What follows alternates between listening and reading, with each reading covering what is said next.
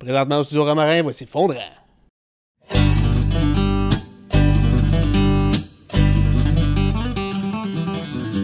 Fondrant remercie ses partenaires. Faneuf Équipement Agricole, c'est une grande famille comptant 8 succursales au Québec. Un partenaire engagé qui vous aidera peu importe l'âge ou la couleur de votre machine. Après tout, c'est votre croissance agricole qui compte. Les équipements Lapierre, c'est avant tout une riche expérience acquise depuis plus de 3 générations d'acériculteurs. Animés par une grande passion et un désir profond de faire évoluer l'industrie dans le plus grand respect de la nature. Ainsi que la boutique Rollback, où vous trouverez les produits à l'effigie de Fondrant. Fondrant est disponible sur YouTube, Patreon et Spotify, pour l'écouter assis tranquillement dans ta voiture ou ton tracteur.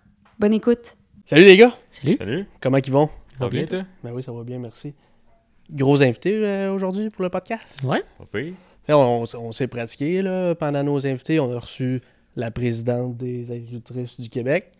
On a reçu le président de la Fédération de la relève agricole du Québec. Mais là, je pense qu'on... Next step. Un autre step de président. Prochaine fois, ça va être Premier ministre. Le président des États. Ouais, Martin Caron, le président de l'Union des producteurs agricoles du Québec. Ouais. Fait que super content qu'on a réussi à s'adonner pour qu'il vienne au studio en plus, là, parce que je pense que cette année, ça a été un peu mouvementé, a été un peu occupé, Martin. Là, fait que, juste, tu sais, dans la normale, là, d'après moi. Là. J'ai aucune idée. Avec les manifestations puis tout. Il doit être un peu plus... Il doit être occupé pareil. Oui, c'est sûr. ça va être sa plus grosse année de mandat. Ouais, fait que... non, vraiment content de le recevoir. Fait qu'on On a pu réussi à siduler. Ouais, c'est recevoir, ça. tu sais, Ouais. son horaire est chargé. Il est très occupé. Même là, il s'en vient, là, mais il était à LCN. Il passait une entrevue là à LCN juste avant nous autres. Fait que, il fait de la route. Il s'est pratiqué au moins pour Ouais, venir c'est ici. Ouais, c'est ça. Il va... Ben, c'est comme quand on avait reçu le président de la Fédération de la relève, il venait de faire Tout le monde en parle. Ouais. Ouais. Et il vient de faire de LCN. Fait que Tu vois, les gars tout. se pratiquent avant de C'est ça. venir ici. Il se réchauffe. Ouais. C'est bien. Il regarde son... On devrait peut-être faire pareil. Wow. Ouais, c'est ça. Mais alors, super content de le recevoir, Martin. On va parler on va parler de lui un peu, mais aussi de ce qui s'est passé cette année dans l'agricole, voir comment que l'UPA a fait réunir beaucoup de producteurs et productrices un peu partout au Québec pour mettre la pression sur le gouvernement, qui a fini que le gouvernement a déployé un aide pour les agriculteurs et agricultrices. Es-tu prêt à recevoir nos questions, tu penses? Je pense qu'il est habitué à recevoir les Ouais, c'est questions. On a vraiment Il une- s'attend-tu déjà eu des à avoir des bonnes questions ou il s'attend à du small talk? Oh, ben, tu sais, nous autres, c'est pas... C'est pas les enjeux On le pogne politiques. pas dans un coin. Ouais, c'est ça, on Vraiment. l'appâtera pas au pied du mur, là, mais... non, c'est sûr qu'on va être du fun avec, puis c'est un passionné, puis... Tu sais, on dit tout le temps, là, faut être passionné, là, dans l'agriculture, pour faire de l'agriculture, mais là, t'es dans l'agriculture, t'as ton entreprise agricole, puis en plus, tu t'impliques à l'UPA, faut que tu sois doublement passionné, parce Dans le que fond, lui, il représente tous les agriculteurs là, Ouais. au gouvernement. c'est extrêmement de temps, là, Oh oui. que tu donnes pour, comme tu viens de dire, pour tous les agriculteurs et agricultrices du Québec, là, fait que... Faut, ça prend du goût, ça prend de l'énergie, ça prend... En plus de tirer les vaches chez vous, c'est quelque chose. C'est vraiment quelque chose. Fait que, en plus, l'UPA, ben, cette année, ils fêtent leur 100 ans. 100 ans. Ouais. Fait que, ils ont fait quelque chose pour célébrer ça. C'est de même que t'amènes ça, toi? Ouais, c'est de même que je t'amène C'est ça. bon. OK. Ben aujourd'hui, on va boire de la fondraie. Un petit peu. Non, mais on va boire aussi du cidre. Ouais. Du cidre spécial 100 ans de l'UPA. C'est fou pareil, hein? C'est la cidrerie Domaine Hébert qui fait le cidre Carvaillant pour le 100e édition spéciale 100e de l'UPA. Mhm. Fait qu'on va boire un cidre aromatisé à la gadelle qui est vendu dans toutes les maxis du Québec. Mm. Ouais. Mais quantité limitée, fait que ça se peut qu'il y ait des places qu'il n'y en ait plus, là, mais Ouais. Ils ont fait une grosse batch, mais à un moment donné, c'est ça. C'est tellement populaire. ça doit. Parce qu'on va écouter. Ben, c'est ça. On est-tu prêt? Go! Fait que Dan, j'ai une question pour toi. Ouais, c'était pas écrit ça? Non, ouais. Je t'ai pogné, là. Ouais. Bon, l'UPA fête ses 100 ans cette année, mais ça s'est pas tout le temps appelé l'UPA, ça s'appelait au début l'UCC. L'UCC. Qu'est-ce que ça veut dire, l'UCC? L'Union des country canadiens. Je sais pas. Ah, t'es proche? L'Union catholique des cultivateurs. C'est bon. Ça devait pas être en 2010, certain, ça? Non, t'es un petit peu avant ça. Ouais, non, on voyait comment que l'Église était fort. Hein, dans C'est le temps, ça. Tous les cultivateurs étaient catholiques. Ouais. Ouais, Mais d'après moi, beaucoup de monde au Québec était catholique dans ces années-là. ouais. Fait que, Il y a 100 ans, d'après moi. Mais c'était en quelle année que ça a switché le nom? dans les années 70. Ok. Quand Fait que, ouais, l'église était pas mal présente encore. il y a eu des réformes, puis il y a eu pas mal d'affaires dans ces années-là. Fait que. Je comprends pourquoi ça a changé de nom aussi. Ouais, à un moment donné, c'est. Ouais, c'est ça. L'Union des producteurs agricoles, ça marche mieux que. Ouais, un peu. Ben, catholique, c'est pas tous les producteurs qui sont catholiques. Ouais. Puis cultivateurs, c'est pas tous les agriculteurs qui aiment se faire appeler cultivateurs. Ouais, c'est ça. Des fois, ça peut être un petit peu péjoratif, mais en tout cas, chacun sait. C'est ça. Mm. Fait que, ouais. Fait que, tu sais, elle a été importante et décisive là, dans toutes ces années-là, l'UPA. Ça a rallié beaucoup de monde. Ça a rallié aussi dans le temps de crise, comme qu'on a vécu cette année, en 2024. Ça a rallié beaucoup de monde pour donner de la pression puis pour que les choses changent. C'est ça, ça a fait bouger les choses pour, Ouais. pour du bon. Tu sais, dans tous ces 100 ans-là, il y a eu de forcer le gouvernement à établir un système financier pour les agriculteurs. Il y a eu la loi de la protection du territoire agricole. Dans ces années-là aussi, que l'UPA a travaillé fort pour ça. Il y a eu un paquet d'affaires. Là. Puis on va en parler avec Martin. Là. On va lui demander les points marquants de l'UPA dans toutes ces années-là. Là. Fait que, on est-tu prêt à le recevoir? Parce que oui. Les gars. C'est parti. Martin, il est où, lui?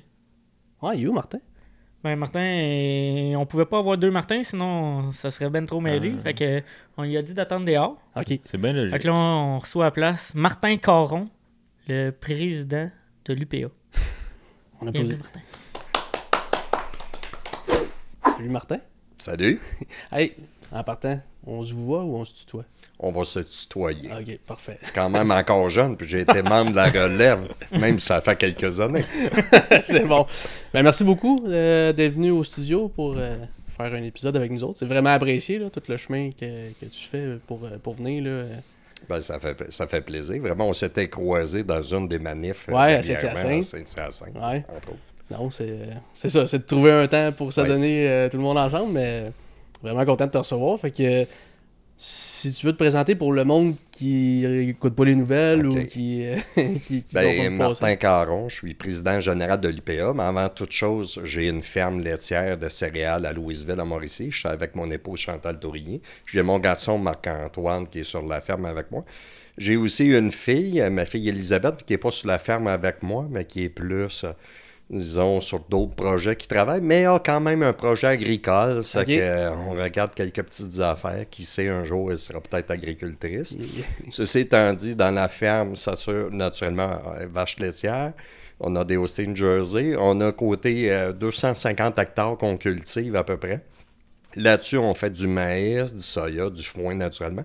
On fait de l'orge brassicole avec des microbrasseries alentour. On a quand même 8 microbrasseries qu'on fait. Ça fait des années que je fais ça. Un orge agri-nature, on n'utilise pas de pesticides, pas d'engrais. OK. Ça, c'est quelque chose qui est bon. D'ailleurs, mon gars étudie pour brasser de la bière parce qu'il y a un intérêt à avoir ça. Je sais pas si c'est pour boire la bière ou vraiment qu'on cultive l'orge brassicole, mais c'est intéressant, c'est des marchés de proximité. Puis on fait aussi comme marché de proximité du blé de consommation humaine aussi, OK. qui est utilisé. Puis ensuite de ça, on fait des légumes de transformation, des haricots qu'on Ok. fait aussi sur les terres. Ça qu'on aime beaucoup quand même diversifier au niveau de l'agriculture. Puis naturellement, ça fait des années que je suis impliqué, mais tout a commencé pour moi, comme vous autres aussi, dans la relève agricole. C'est que moi, j'ai commencé comme président de la relève agricole. J'ai été administrateur, puis rapidement, j'ai été président de la relève. Et aujourd'hui, j'aurais jamais pensé d'être président général de l'UPA, là. À chaque fois qu'on reçoit un président ou une présidente, c'est tout le temps ça qu'on se fait dire. Ouais. J'aurais jamais pensé me rendre là. Ouais, c'est- absolument pas. Oh, faut jamais dire jamais. Hein. Ouais, c'est ça. Ouais. Puis ton maïs à la ferme, tu le consommes. Est-ce que tu consommes tout ce que tu produis? On le consomme, on fait du maïs dans le silage, on le consomme, mais on en vend. On Ok, en vous en vend vendez aussi. Là. On vend peut-être 280 tonnes par année de maïs, entre autres. Là.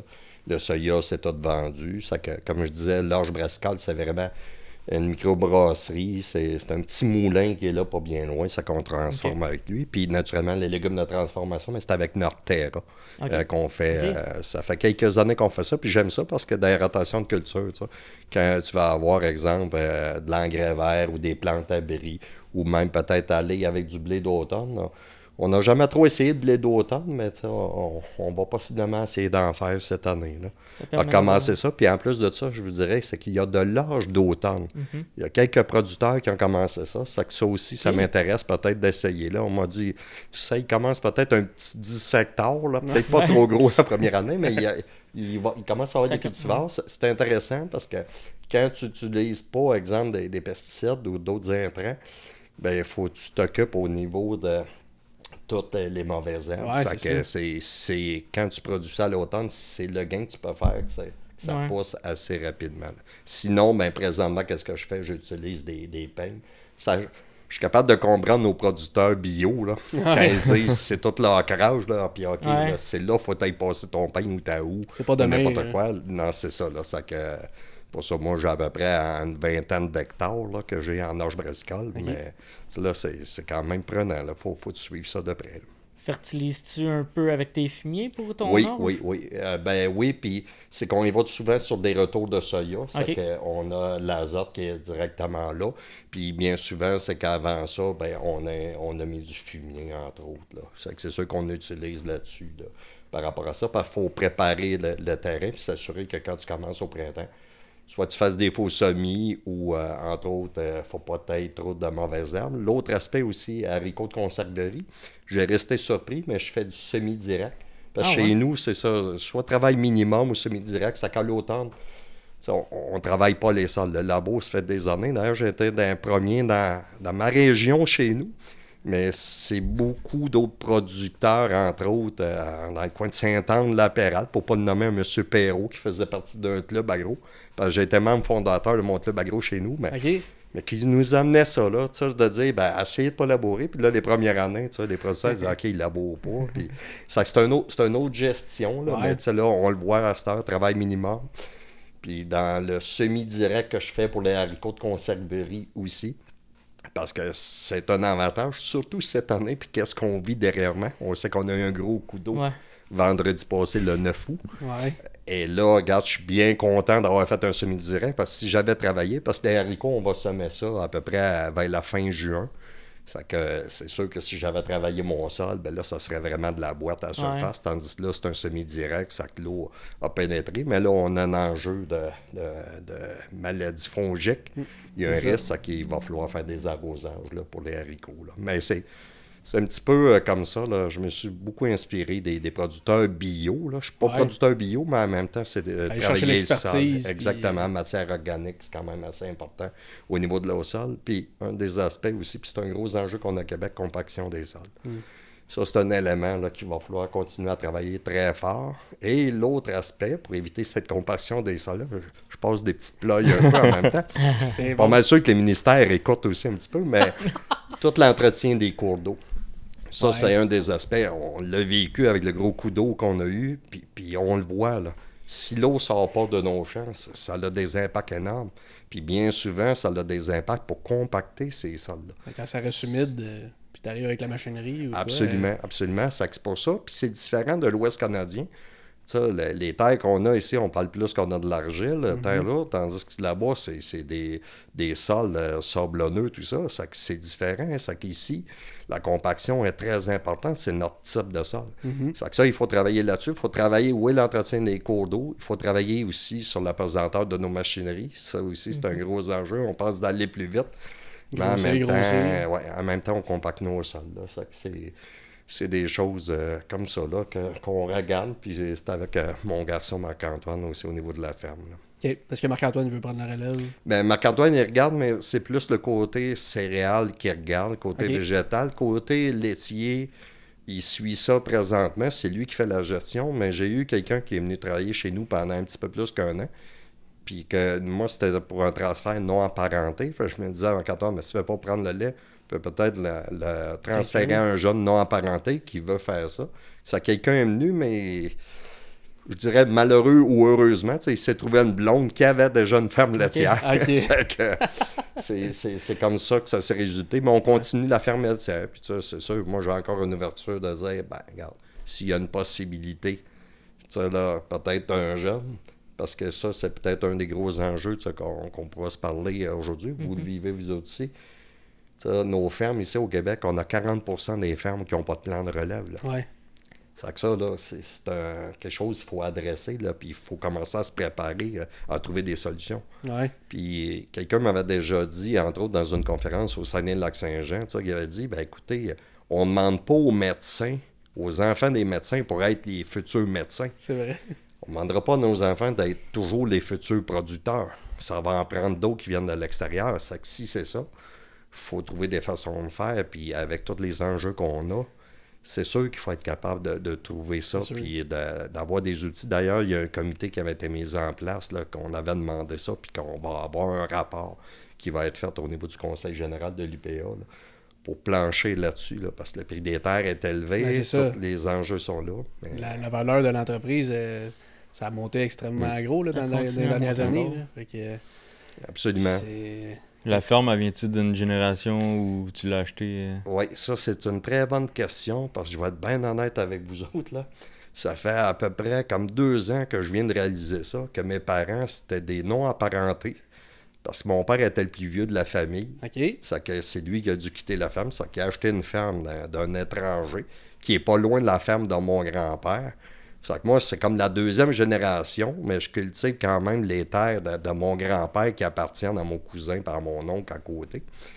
Mais il reste quand même, j'ai réalisé ça juste il y a 2 ans, en me disant, OK, mon père, là, c'était un inconnu, il est parti, puis mes parents, quand ils sont partis dans le temps, ben mon père avait 2 jobs à l'extérieur, puis il s'occupait un peu de la ferme, mais c'était ma mère qui était enseignante, qui avait arrêté d'être enseignante, qui s'occupait de la ferme, puis il s'occupait naturellement des enfants, nous autres, parce qu'on était 4 dans la famille. Ça m'a fait réaliser, juste là 2 ans, puis dire, OK, là, mes parents, quand ils me disaient, ils ont commencé en bas de l'échelle.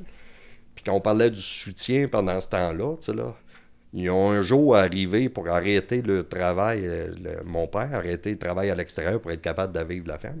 C'est pour ça que quand je vois les jeunes, des fois, dire, OK, on revient, là, ça prend des jobs à l'extérieur pour être capable d'arriver. Ils disent, OK, on va-tu vivre qu'est-ce que mes parents ont vécu dans le temps? Ça me semblait qu'on était rendu plus loin.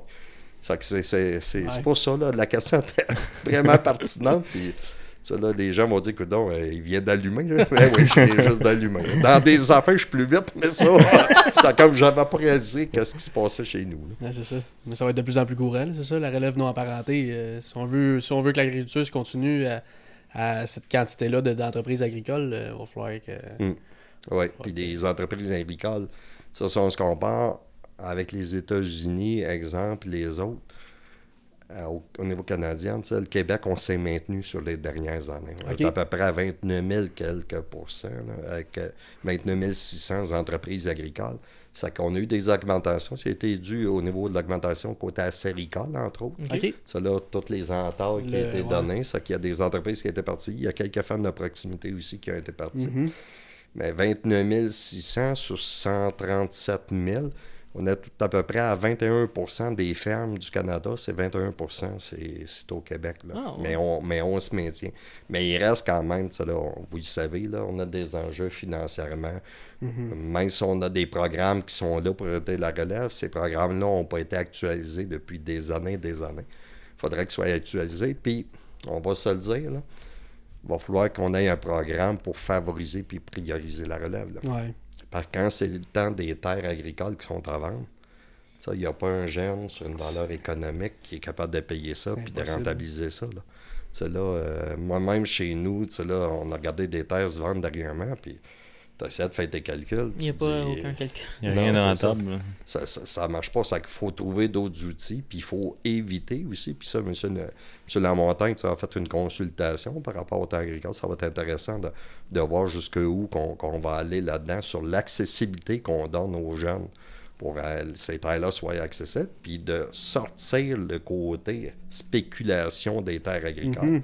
Parce qu'on risque d'avoir des fonds d'investissement, puis on a peut-être même déjà quelques acheteurs plus qui voient ça comme un investissement plutôt que de vivre de l'agriculture. Là. C'est que ça, il faut trouver des façons de faire. Puis il y en a des exemples, que ce soit en France ou en Europe, entre autres. Il y a même Laval, là, dernièrement, qui voulait contrer ça un peu oui, aussi. absolument, absolument. S'assurer que les terres, qu'ils soient retournées. Puis avoir une politique aussi par rapport à la location de terre, c'est s'assurer que les terres soient cultivées. Parce que dans des cas à Laval, les gens laissent ça aller comme en friche. Ouais. Exactement. Mais tu sais, je dis pas que c'est facile. Je n'ai parlé avec David Beauvais, puis je n'avais parlé avec Julie Bissonnette, dernière présidente, puis on continue de s'en parler. Il faut atterrir quelque chose là-dessus, puis c'est rapidement. Là. On n'a pas 5-10 ans. Les décisions, il faut qu'on les prenne. Parce qu'il y a le temps de se passer bien des affaires encore d'ici 5-10 ans. Ah oui, absolument. Puis tu sais, là, c'est parce qu'on envoie des jeunes qui veulent le faire, là, mais comment qu'on met quelque chose en place, là? C'est-à-dire qu'il n'y a peut-être pas une recette magique, il n'y aura pas juste un modèle, il y a différents modèles, mais il faut établir, puis il faut s'assurer qu'on priorise ça, entre autres. Là. C'est juste ça, avec la pénurie de logements, en plus, il y en a là, du monde qui veut le bâtir, puis élargir les villes, là, fait que c'est de plus en plus dangereux là, de perdre des terres, puis c'est ça fait juste monter les prix des terres tout le temps. Là. Absolument, absolument. Des fois, on se dit, c'est entre nous autres, les producteurs, qu'on achète des terres, qu'on les paye cher. Mais quand c'est des terres voisines, tu te dis, OK, tu veux acheter, ça amène à une compétition. Puis en même temps, il y a des consolidations, parce qu'il y a des fermes, il y a des enfants, puis qui veulent croître un peu. Ça qu'il y a ça aussi qui se passe. C'est sûr que... Mais le côté urbain, c'est un des facteurs aussi. Il faut que le côté urbain, sur le développement urbain, ou l'urbanisation, il faut que ça soit densifié, entre autres. Là. Ça, puis ça, on est juste entre nous autres, pour l'instant. Mais juste dire que voir des parkings, là, ça, de l'asphalte, puis tu vois un grand parking, là, puis que c'est pas sur étage, les parkings, là, c'est peu acceptable, ça. Là.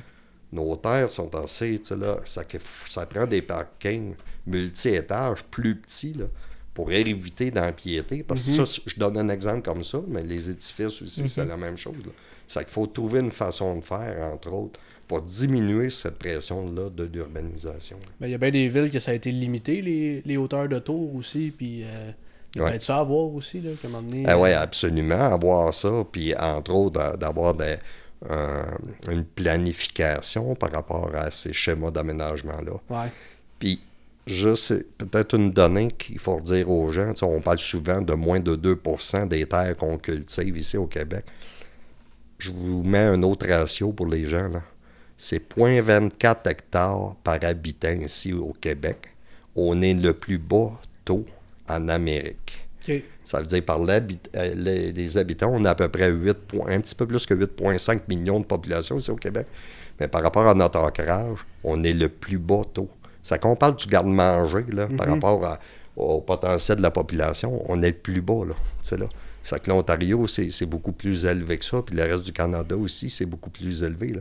C'est que déjà là, notre ratio est faible par la population. C'est pour ça que ça met de la pression, puis les prix sont à la hausse aussi. C'est sûr, ça a un impact, là. Puis il ne faut pas oublier, souvent, on parle des terres agricoles, mais il faut parler aussi de nos érables. Nos érables, la protection de nos érables, entre autres, côté acéricole, c'est quand même un des enjeux parce qu'on a un potentiel qui est là en forêt publique.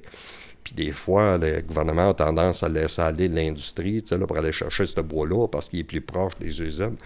Mais ça aussi, il faut trouver une façon de faire pour avoir un genre de plan directeur pour s'assurer qu'il y a un potentiel parce que c'est une plus-value de faire de la sériculture sur ces érables-là que de les envoyer en bois. On fait plus d'argent en les maintenant côté acéricole. Je pense que c'est ça. Puis là, je dis pas de ne plus couper de bois. Je pense qu'il y a une façon de couper du bois intelligemment. Il y a l'acéricoforesterie aussi qui est utilisée dans des cas comme ça. Je pense qu'on est capable de chercher du bois, mais il faut être capable de protéger ces érables-là. Ah, c'est ça.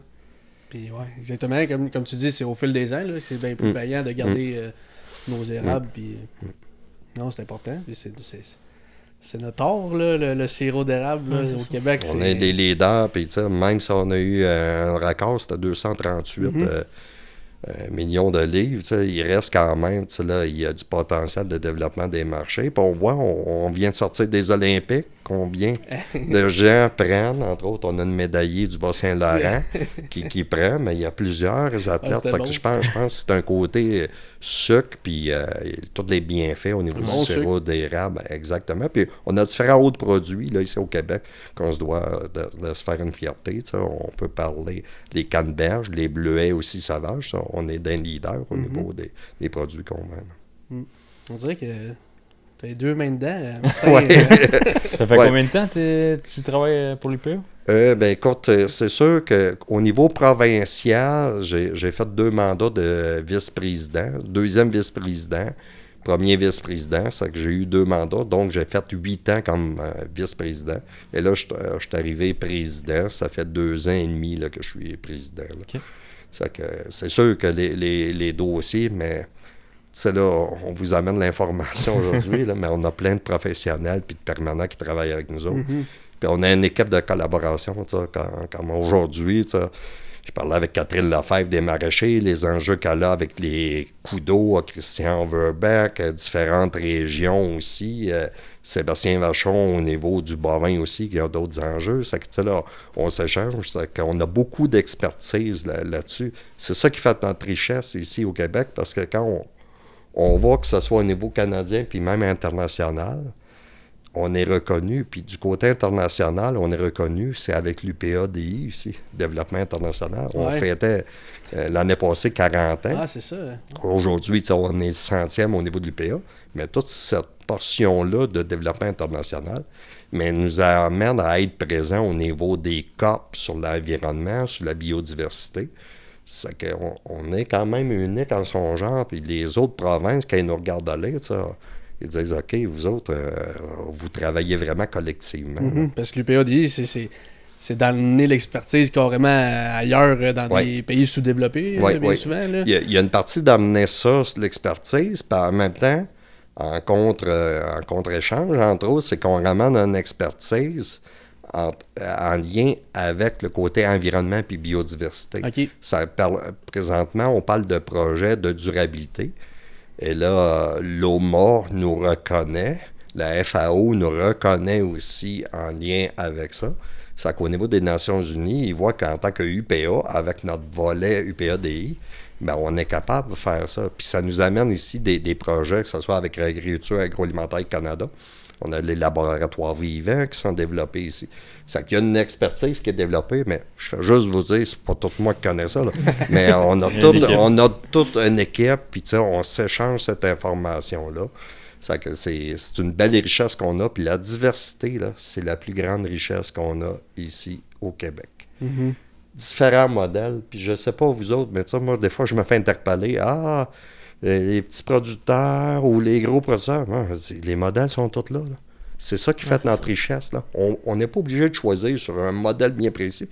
Les modèles, ils sont là. Mais sauf qu'on a un objectif en tant que UPA, puis ça fait 100 ans de ça, c'est de s'unir et de travailler collectivement. Parce qu'on n'a plus les moyens de partir chacun de notre côté. Il faut trouver collectivement, travailler des solutions. Puis c'est pour ça qu'on fête le 100e anniversaire de l'UPA cette année. C'est à cause de ça. L'UPA, ça s'est créé, c'est les producteurs-productrices qui l'ont créé. Là. Puis pourquoi ça a été créé? Ça a été créé dans le temps, puis là, on remonte, là, c'était en 1924. 1924, le 2 octobre. Mais avant ça, il faut réaliser qu'on a eu les guerres, entre autres.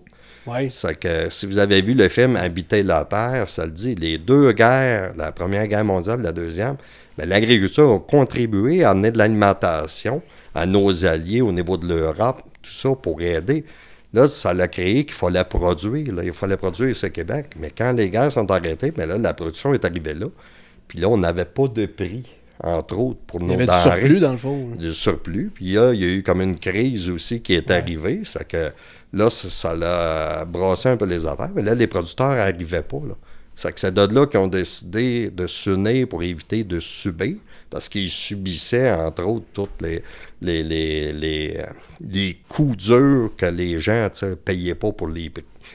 Cette force-là, ça l'a amené à 1924, entre autres, que 2500 producteurs se réunissent à Québec et arrivent là et se décident, OK, on met une organisation en place. côté collectif. Puis après ça, ça l'a déboulé, là, différents événements. Là. Puis ça, je vous regarde, vous autres, au niveau de la relève. Là. Ça, la relève, on dit, OK, la FRAC, qu'est-ce qu'on connaît là? C'était en 1982. Mais ça n'a pas commencé là, la FRAC. Là. Ouais, il y avait Ça a commencé bien avant. Ça a commencé en 1941, OK. où on avait la jeunesse agricole catholique. Mais ça, il me semble que je vous vois là-dedans, vous autres, dans ce temps-là. Tu sais, on parlait, avant que tu arrives, on parlait de l'UCC. Oui, c'est ça, l'UCC, c'est l'Union catholique des cultivateurs. Mais en 1941, c'est comme ça que ça a commencé, la jeunesse agricole. Puis c'était pour aider, pour avoir des programmes. Puis après ça, je pense que c'était en 1960 à peu près, au début de ces années-là, ben là, ils ont changé le côté. C'était pas la jeunesse agricole, c'était la jeunesse rurale catholique. Et il y a eu une évolution, puis on a vu au niveau des agricultrices aussi, parce qu'il y a eu un droit de vote au niveau des femmes, puis dans ces années-là, là on parle des années à peu près 39, tout ça, mais dans ces années-là, bien, il y a eu une création d'une organisation, entre autres, pour les agricultrices, qui s'était mis en place. Pour aujourd'hui, bon, on voit la Fédération des agricultrices. C'est juste pour vous dire, le monde collectivement, ça se travaillait. C'était-tu les fermières catholiques? Non, bien, dans ce temps-là, il y avait le cercle des fermières qui était là, mais il y avait un lien, naturellement, il y avait un lien au niveau catholique, c'est sûr et certain, dans ces temps-là. Puis là, c'était en 1972 que là, le nom a été changé. D'ailleurs, on a eu la loi des producteurs agricoles qui était en 1972.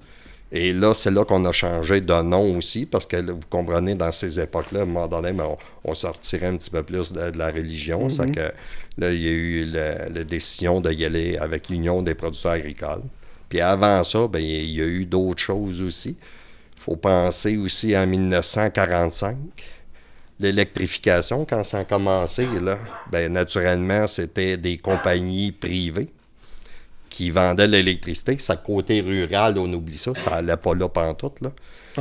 C'est les producteurs qui ont décidé en 1945 de mettre des choses en place pour avoir des coopératives puis demander au gouvernement d'investir, entre autres, pour amener l'électrification dans les campagnes, dans les ruralités. Puis ça, c'est sûr que ça l'a changé, là. Ben oui.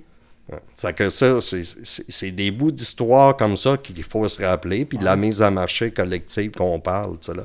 Encore là, ça, dans les années, si on regarde en 1958, à peu près, dans ces coins-là, 56-58, ben, les plans conjoints ou la mise en marché, la loi sur la mise en marché agricole, mais là, ça s'est développé là. Puis le premier qui a fait un plan conjoint ou un office, c'était des producteurs forestiers du Saguenay-Lac-Saint-Jean qui ont mis en place, c'était en 1959, ça, qui ont mis en place le premier plan conjoint. OK. Puis, je n'irai pas dans toutes les autres dates, mais je vais juste vous dire, on parle des quotas de gestion de l'offre, mais c'est à partir de ça, là, dans les années 60, ça se parlait de ça, puis c'est pas mal dans les années 72 aussi qu'on a mis en place les quotas. Puis là, vous comprenez que c'était au niveau fédéral aussi.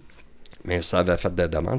Il y a beaucoup de choses. CPTAQ, la loi de la protection du territoire agricole, ça, dans les années 76-78, ça s'est parlé. Il y a eu la création de ça. Ça que quand même des enjeux qui ont été amenés. Puis c'est pas pour rien que ça continue côté collectif, là, puis de travailler ensemble. On garde des chambres de coordination qu'on appelle. Bien, on a nos producteurs de serre, producteurs en serre, entre autres, qui veulent aller sur une chambre de coordination. On a des fraises framboises qui étaient déjà là, les maraîchers qui viennent de partir sur les légumes racines, nos apiculteurs qui, eux aussi, veulent trouver une façon de faire. C'est sûr, le côté collectif, c'est important qu'il faut mettre ça en place. Là. Ouais. Puis ça nous amène aussi à avoir des fermes partout sur le territoire au Québec, là.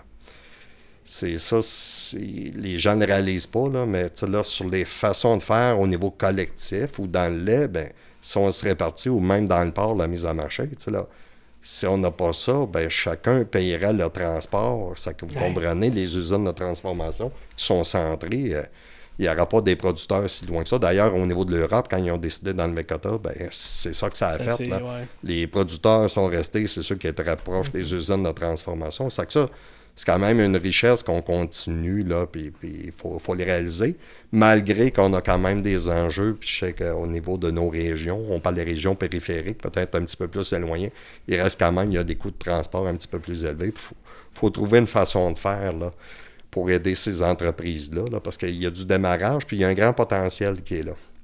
Puis je pense qu'il y a des belles réussites aussi. Je suis allé, il y a 3 ans, en Gaspésie, manger de la cantaloupe puis du melon d'eau en Gaspésie. J'en revenais pas, là. Puis je salue Étienne Goyer, là, qui est là, puis qui... Écoutez, je suis allé goûter ça, c'était excellent, là, je veux dire. Qui aurait pensé ça, c'est des sites tunnels, puis ils font différentes choses. C'est ça qui est intéressant. Je pense que ça se développe, mais il faut avoir des outils ici pour être capable de développer. Là. Même après 100 ans, les enjeux puis l'importance de l'UPA est encore là. Puis oui. Si c'est pas plus, même pour la préserver. Ben, vous l'avez vu, ça, toutes les 17 manifestations qu'on a faites, entre autres, c'était un peu pour ça, là, la mobilisation. Je pense qu'on le sent, puis je pense qu'on était là aussi. Le premier geste, là, c'était pour aider la relève agricole. Là. Parce qu'on le sait, avec l'endettement qui était plus élevé, les taux d'intérêt qui avaient augmenté, c'est ça la base. Là. C'était dur. Là. C'est les premières années. Habituellement, c'est les 5 premières années, mais plus ça va, plus c'est les 10. Puis on parle des jeunes, puis j'ai des entreprises aussi, des hommes et des femmes qui sont plus hauts que 40 ans, puis qui démarrent dans les entreprises, puis même eux, là, c'était pas si facile que ça. Là. C'est ça que je pense que c'était important de soutenir, parce que là, on développe quelque chose, il faut pérenniser. Puis là, on va passer un petit peu nos messages aussi politiques. Mais là, moins de 1%. Là. Ça, là, l'autre mois, j'étais au Yukon. C'est de la rencontre de tous les ministres de l'agriculture de chacune des provinces avec M. McCauley au niveau du fédéral. Puis là, on planifie là, pour comment on peut faire pour aider les entreprises. Puis moi, je l'ai mentionné à une rencontre. J'ai dit, écoutez, là, les 2 budgets, que ce soit fédéral et provincial, c'est moins de 1% du budget qu'on accorde à l'agriculture et l'agroalimentaire. Puis on parle de priorité nationale, on parle d'autonomie, sécurité alimentaire. Ouais. Puis les 2, fédéral, provincial, on n'a même pas 1%. Là. Ça, je pense, ça, c'est un enjeu. Puis au-delà des mobilisations qu'on a faites, puis qu'il y a eu une ouverture du gouvernement, on va continuer parce qu'ici, il y a une politique bioalimentaire que le gouvernement et M. Lamontagne veulent mettre en place pour les 10 prochaines années. Et là, on commence à avoir une mobilisation pour avoir des publicités parce qu'on va être au cœur de ces décisions-là. Puis on veut qu'ils mettent à cœur l'agriculture puis la foresterie au niveau du Québec. Il faudrait arrêter de juste soutenir l'agriculture. Il faudrait investir en agriculture. C'est ça, ça a tout le temps été du soutien. Puis je pense qu'en 1924, 100 ans plus tard, on dirait que la roue fait juste se répéter. Là. C'est le même message est encore là. C'est de valoriser puis de dire que hey, on veut pas juste se faire soutenir, on veut plus que ça. Ouais. Il faut investir dans l'agriculture si on veut rester pendant encore longtemps. Là. Ben oui, absolument. Puis il faut réinvestir. Puis quand on regarde ça, toutes ces démarches-là, ça nous amène, s'il faut prioriser l'agriculture, OK, priorisons l'agriculture, mais est-ce qu'on peut la reconnaître? Est-ce qu'on peut être reconnu comme des professionnels de l'agriculture? Ça, c'est un des enjeux qu'on a parlé d'allègement, entre autres administratif, parce que plus ça va, plus qu'on a de la paperasse. Ça, il faut que ça arrête. Il faut être reconnu comme des professionnels de l'agriculture. Et quand tu es reconnu comme un professionnel, parce que tu sais ton métier, il faut t'arrêter qu'il y ait quelqu'un qui vienne te dire comment faire ton métier chez vous. Puis ça, moi, je continue à me battre, puis que ce soit avec Paul Doyon puis Stéphanie Levasseur, eux autres aussi le voient. On le voit, moi j'ai mon garçon qui est là, puis je vois toute la paperasse des affaires, puis ça, suivre des cours pour aller semer, là, je me dis, tiens, à un moment donné, je veux dire, tu vas à l'école, puis le gros enjeu, pas le gros enjeu, mais le gros avantage, on a une moyenne plus élevée que les autres provinces ici avec le post-secondaire au niveau de la formation. Là. On est rendu à tout près de 87-88% que nos jeunes qui vont se former côté agricole. Là. Ça, plus ça va, plus ça l'augmente. C'est des records année après année d'assistance en classe. Là. Absolument. C'est que là, puis là, tu dis, OK, non, faut que quelqu'un vienne te dire, non, quand tu vas faire ça de telle façon. Tu sais, à un moment donné, faut trouver. Puis je comprends qu'il y a une reddition de compte, mais mettons ça simple, la reddition de compte. Puis quand on me demande de reddition de compte, est-ce que ça peut me servir, moi, sur mon entreprise pour faire du benchmarking, excusez l'expression anglaise, mais un tableau de bord pour me comparer, soit avec d'autres, etc., qu'on m'amène. Mais là, c'est pas ça. C'est que j'envoie des données, puis ça me sert même pas en tant qu'entreprise agricole. C'est que ça, il faut être capable de revoir ça parce qu'on n'a plus les moyens au Québec que moi, en tout cas, que nous tous, que les producteurs, qu'on envoie en tour de route sur chacun des demandes des ministères. Là. Et ça, il y a eu une ouverture au niveau du gouvernement pour alléger ça. Mais il va falloir continuer plus loin. Là. Et je sais qu'il y a des comités qui s'en viennent. Il va falloir travailler très fort.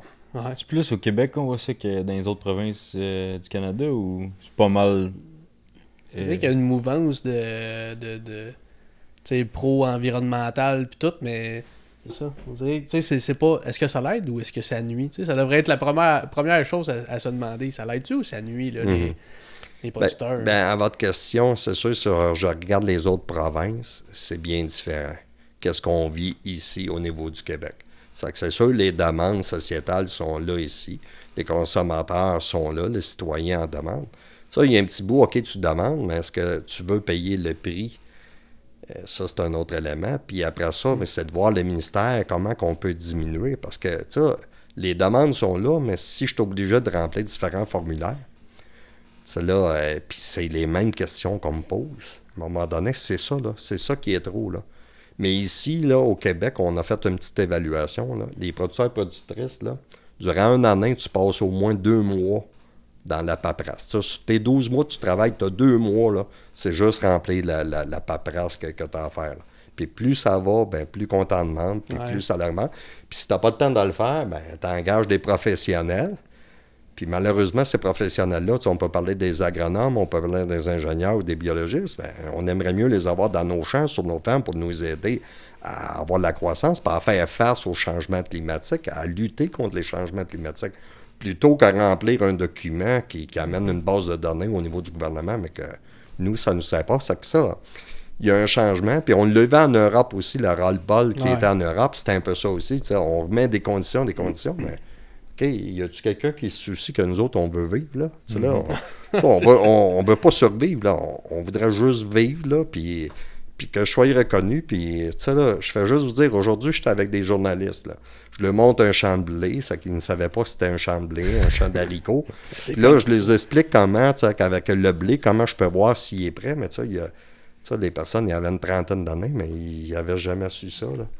C'est que, tu sais, je me dis, tu sais, là, je pense qu'il faut valoriser, il faut expliquer nos affaires. Moi, j'ai quand même confiance. Puis, tu sais, nos citoyens consommateurs, ils demandent des affaires, puis c'est bien correct qu'ils en demandent. Mais il faut être capable d'amener de la formation, puis il faut être capable aussi d'expliquer qu'est-ce qu'on fait. Tu sais, là, c'est ce bout-là. Là. Quand les gens, tu les expliques qu'est-ce que tu fais, puis pourquoi tu utilises tel et tel produit, je pense qu'ils sont conscients. Puis, vous le savez, là, vous travaillez en agriculture, là. Nos terres agricoles, nos animaux, là. Ça, c'est notre richesse, puis c'est nos bébés, là, tu sais, je veux dire. Moi, je suis né sur la ferme chez nous, là. Je veux dire, tu sais, là, c'est là, là. Ouais. Je vois des vélins, je vois des veaux, là. Je veux dire, tu sais, j'ai encore conscience quand j'étais petit gars, là, que j'étais dans le parc avec le veau, tu sais, mais c'est ça, là, je pense qu'il faut être capable de ramener ça.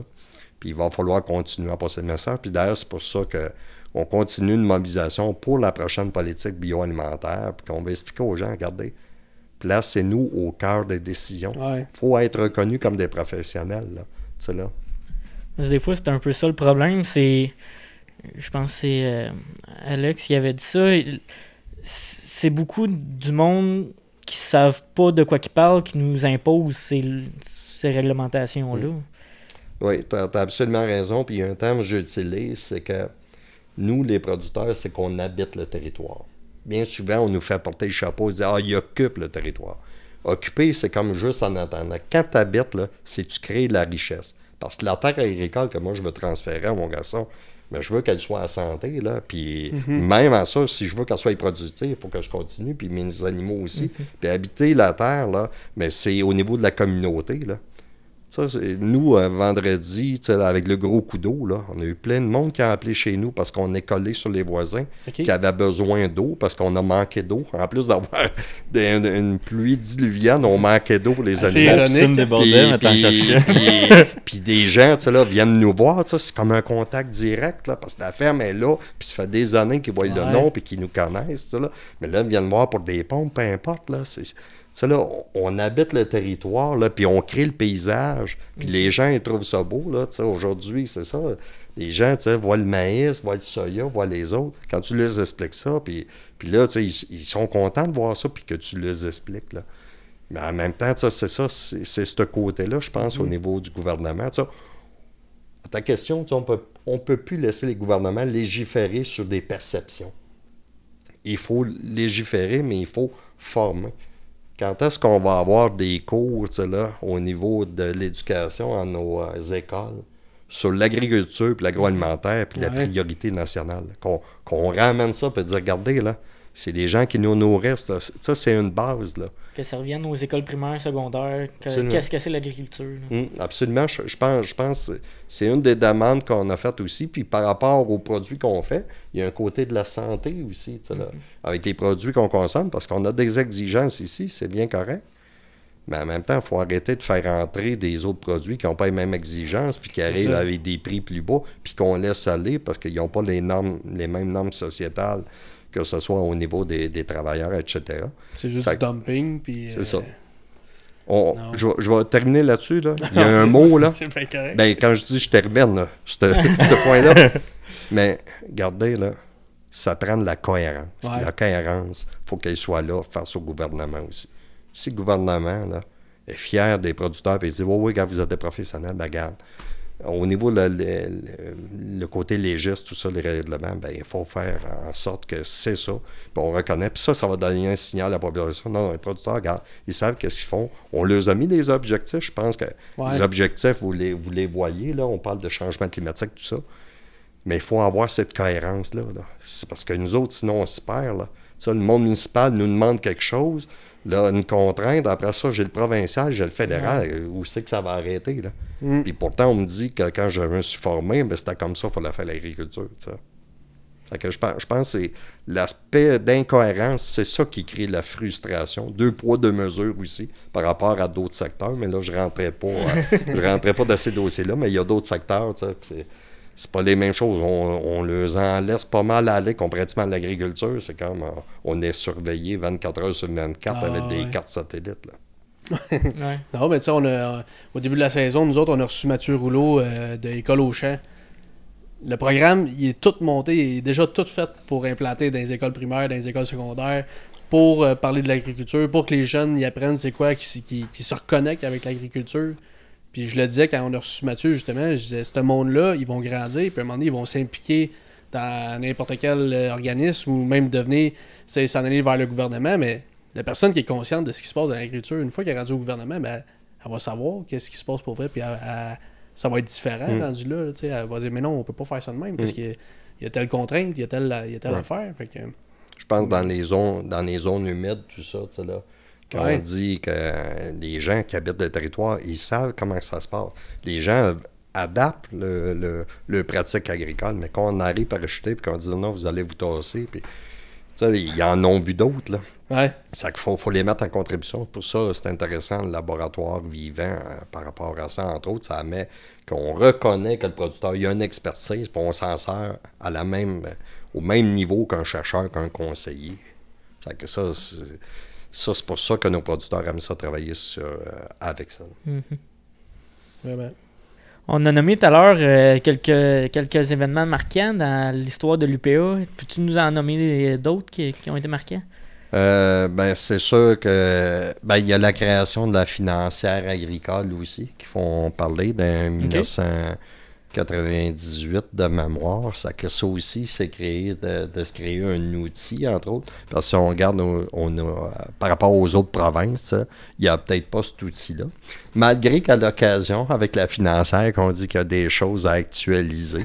Mais il reste quand même, il faut se le dire, on est chanceux d'avoir un outil comme ça. Mais ça revient à la base, là, c'est que si on envoie de l'argent là, puis qu'on envoie plus d'argent là pour soutenir et actualiser les programmes, ça va faire de la job. C'est le défi, il est là. Si tu as moins de 1% du budget de la balle, puis là-dedans, c'est de l'argent qui va aux financières, c'est de l'argent qui va aussi pour le remboursement des taxes foncières. Il ne faut jamais oublier ça. Là. Ouais. Ça, quand on parle de 1,2 milliard là, qui est envoyé, c'est la financière, c'est taxes foncières qui représentent le remboursement à peu près à 230 millions. Là. Ça fait que déjà là, juste en partant, ça part. Puis après ça, tu as les écoles, les formations, tout ça. tout est là-dedans, la régie des marchés agricoles, tout ça. C'est que financière, oui, c'est un outil. Je pense que oui, on doit être fier. Il y a-tu des choses à améliorer? Je pense que les gens sont conscients. Je connais quand même les gens qui travaillent là puis ils veulent améliorer les choses.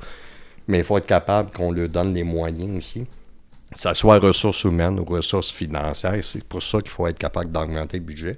Tout comme aussi au niveau du MAPAC. Moi, je dirais que dans les autres choses, là, je pense que c'est un des éléments qui était là. Puis après ça, il y a l'assurance stabilisation aussi qui est née par rapport au niveau du revenu agricole. Ça aussi, c'était quelque chose qui a été instauré. C'était des demandes au niveau de l'UPA dans le temps, de stabiliser un revenu. Encore là, on arrive, puis là, on parle des productions, exemple, dans le bovin, dans les céréales, dans le porc, au vin aussi. Bien, il faut trouver une façon de faire pour actualiser ces programmes-là parce que c'était là pour soutenir puis pérenniser les entreprises agricoles. Puis dans des cas, j'étais avec les producteurs bovins puis les producteurs vaches-veaux, on voyait qu'il y avait une diminution. Dans le ovin aussi, il y a un enjeu qui est là. C'est là qu'on se dit, mais le programme, il faut qu'il soit actualisé à la réalité qu'on vit présentement. Là. C'est que je pense qu'il y a un défi de ces outils-là, de les actualiser. Mais bien souvent, on ne les actualise pas parce que ça va coûter plus de sous. Et s'il n'y a pas le budget, ben c'est ça la problématique. Tu as parlé tantôt un peu d'éducation, d'éduquer les gens, de publicité. Prochainement, on va avoir les portes ouvertes des fermes au Québec. C'est quoi l'importance de ça? C'est absolument important. Parce qu'avant ça, les gens, bien souvent, dans leur parenté, il y avait soit un oncle ou une tante qui était en agriculture, puis là, on saute une couple de générations. Ça plus que jamais, c'est important de valoriser notre métier. Ça que cette année, c'est le 8 septembre, il va y avoir 55 fermes. Puis vous connaissez ça, au niveau des fermes, on ne peut pas rentrer comme on veut partout. Ça que là, des fermes qu'on va rentrer, c'est des fermes qu'habituellement, qu'on ne va pas toutes visiter.